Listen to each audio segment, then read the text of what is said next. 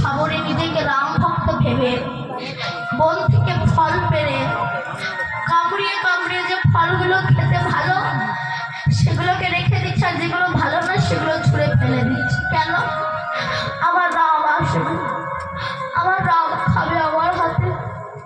আমার সাবরে মনে মনে ভাবছে, সন্ন্যাসী মানুষ তো আমার কাছে আসবে, যদি আমার রামের পায়ে কিছু ফোটে। হরি বল, হরি বল। তাই বন থেকে ফুল পেরে এনে বিছিয়ে দিয়েছে। কেন আমার রাম আসবে?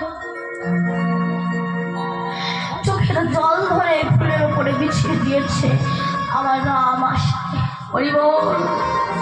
ভক্তের আকুল আহ্বানে রামচন্দ্র লক্ষ্মণকে নিয়ে এসে দাঁড়িয়েছে, দাঁড়িয়ে ডাক দিয়েছে, সবরী